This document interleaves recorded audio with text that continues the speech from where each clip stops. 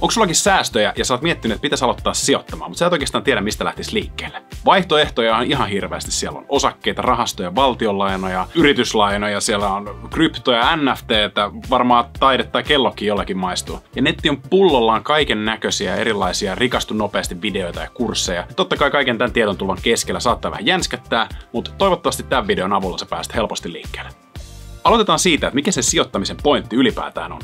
Ideanahan siinä on se, että sä laitat rahat tekemään sulle lisää rahaa. Sä oot käynyt duunissa, saanut palkkaa, sen jälkeen sä voit totta kai laittaa sen tällä klassisesti patjan alle. Siinä on ongelmana vaan se, että inflaatio syö sen pois. Jotkut ehkä muistaa sen, kun Mäkkäristä sai vellit eurojuustoja. Nykyään on jotain yli 2 euroa, eli raha menettää koko ajan pikkuhiljaa arvoaan, mutta sijoittamisella sä voit vähän taistella tätä inflaatio vastaan. Tästä kuvasta näkee hyvin sen, että mitä eroa sillä on, että laittaako sen rahan vaan sinne patjan alle vai laittaako sen rahan töihin. Eli jos sitä rahaa laitetaan vaan sinne patjan alle, niin sitten nämä tummat palkit edustaa sitä, ja se pikkuhiljaa totta kai se summa kasvaa, kun sitä rahaa lapioidaan sinne patjan alle.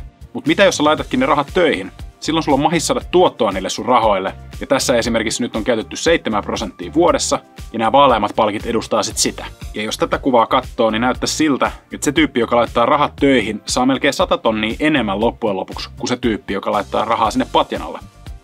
No miten ne rahat sitten kasvaa oikein sijoittamalla? Rahahan ei kasva puissa, niin mikä siinä on oikeastaan taustalla? Sä voit tehdä tuottoa 2 tapaa sun rahoilla. Otetaan esimerkiksi vaikka asunto, koska se on helppo mieltää. Sulla on se kämppä, sit sulla on vuokralainen, sit se vuokralainen menee sinne kämppään, sit se maksaa sulle rahaa sun tilille siitä, että hän saa asua siellä sun asunnossa. Jos sä sit joskus tuut myyneeksi sen kämpän myöhemmin isommalla rahalla, niin sä teet myös tuottoa siinä vaiheessa.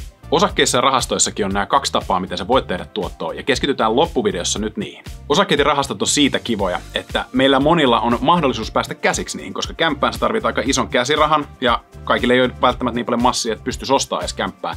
Joten osakkeet ja rahastot on semmonen helppo tapa lähteä sijoittamaan. Puhutaan nyt ensin osakkeisiin sijoittamisesta. Se on yleensä sitä, että jengi ostaa sit vaikka Teslan, Applen tai Microsoftin osakkeita. He tulee silloin ostaneeksi ihan oikeasti pienen siivun siitä kyseisestä yrityksestä. Otetaan esimerkiksi vaikka Applen osake. Se on tällä hetkellä maailman arvokkain yhtiö rahassa mitattuna. Se on julkisesti listattu yhtiö, eli kuka tahansa teistä pystyy siitä syystä ostamaan sitä osakemarkkinoilta. Koska pörssistähän ei löydy ihan kaikkia pikkunakkikiskoja, niin kuin että sä et voi ostaa vaikka nyt sitten Jaskan grillin osakkeita, koska se ei ole julkisesti listattu yhtiö. Mutta okei, palataan siihen Appleen. Sä haluat ostaa sen osakkeita, niin sähän et voi mennä vaan apple.comiin, painaa sieltä osta osakkeita -nappia, vaan sulla pitää olla joku välikäsi siinä välissä, joku välittäjä, esimerkiksi Nordnet. Okei, nyt sä oot mennyt sinne Nordnetin sivuille, painanut siellä osta -painiketta osakkeen kohdalla, nyt sä omistat sitä yhtiötä pienen siivun, miten se alkaa tuottaa sulla? Eli edelleen ne 2 tapaa tehdä tuottoa. Toinen on se, että sä ostat sitä osaketta, sen jälkeen sä toivot, että joku ostaa sen sulta myöhemmin kovempaan hintaan, jolloin sä saat sen tuoton arvon nousuna. Ja toinen on osingot. Eli kun on yritys, se tekee hirveästi voittoa, sillä on iso kasa rahaa, se ei oikein tiedä mitä sillä tekisi, niin se voi maksaa sitä ulos niille osakkeen omistajille, eli sulle. Eli vähän niin kuin niitä vuokratuloja siinä kämppä esimerkissä. Mut mistä sä sitten tiedät, mitä osakkeita sun pitää oikein ostaa? Sijoittajiahan on ihan hirveästi erilaisia. On osinkosijoittajia, on laatusijoittajia, on arvosijoittajia, on kasvusijoittajia, koulukuntia ihan hirveellä. Ja kaikki on vähän niin kuin eri mieltä siitä, että miten niitä osakkeita pitäisi poimia. Mutta kaikki on samaa mieltä siitä, että jos sä et tiedä, etkä jaksa, etkä halua paneutua aiheeseen, niin sun kannattaa sijoittaa rahastoihin, koska siellä on joku muu, joka hoitaa sen mietinnän sun puolesta. Ja nyt kun mä puhun rahastoista, niin mä puhun nimenomaan indeksirahastoista. Käydään läpi, että mikä se on. Esimerkiksi Jenkeissä on S&P 500-indeksi, ja se koostuu 500 suuresta jenkkiyrityksestä. Jos sä sijoitat tämmöiseen S&P 500-indeksirahastoon, niin se sun raha jaetaan niiden 500 yrityksen kesken. Mutta ne rahat ei jakaudu täysin tasan, vaan siellä jos on iso yritys, se saa vähän enemmän, ja sitten jos on pieni firma, niin siihen laitetaan sitten vähän vähemmän.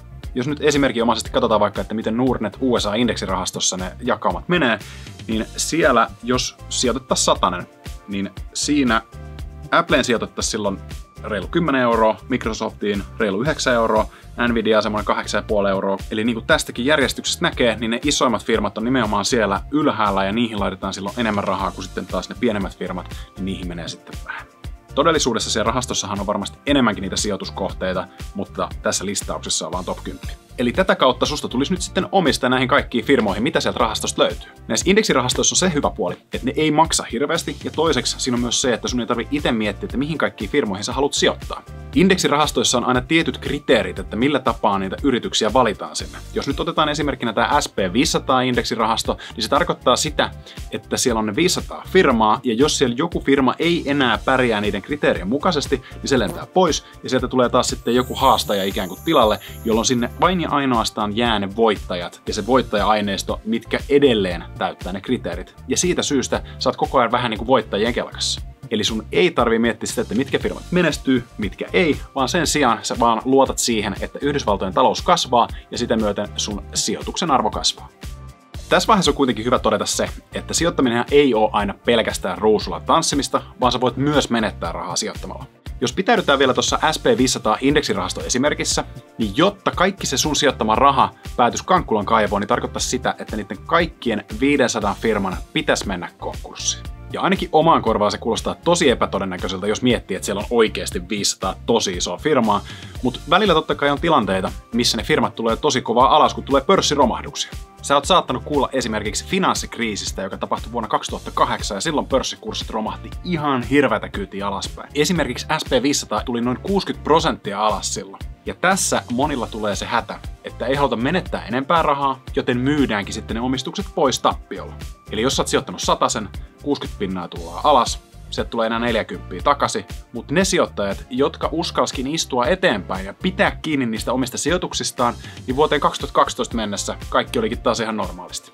Ja siitä pörssikurssit on taas rallatelleet ylöspäin, eli tämmöisiä jonkinnäköisiä notkahduksia saattaa silloin tällöin tulla, mutta ei hätää. Jos sä vaan pitkäjänteisesti säästät ja sijoitat johonkin tämmöiseen indeksirahastoon, niin pitkässä juoksussa on tosi iso mahdollisuus sille, että sä jäät voitolle. No mut mikä saa sitten nämä osakemarkkinat nousemaan tämmöisten kriisienkin jälkeen? Siellä on niitä oikeita yrityksiä. Esimerkiksi nyt tämä SP500-indeksi, siellä on ne 500 firmaa, ne kaikki tekee kovasti töitä, jotta ne tekisi mahdollisimman kovaa tuottoa, mikä tarkoittaa taas sitä, että kun niiden yritysten arvo kasvaa, niin se sun SP500-indeksirahastonkin arvo kasvaa.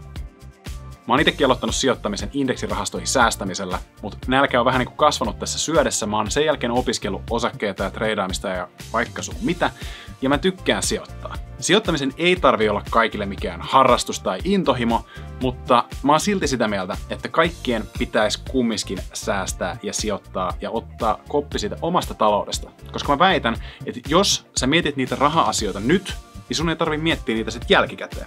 Koska jos sä et oo säästänyt, niin sitten ne rahahuolet vasta kasvaakin. Ja vaikka sä et nyt hurahtaisi osakesijoittamiseen yhtä lailla kuin meikäläinen, niin meitä on moneen junaan.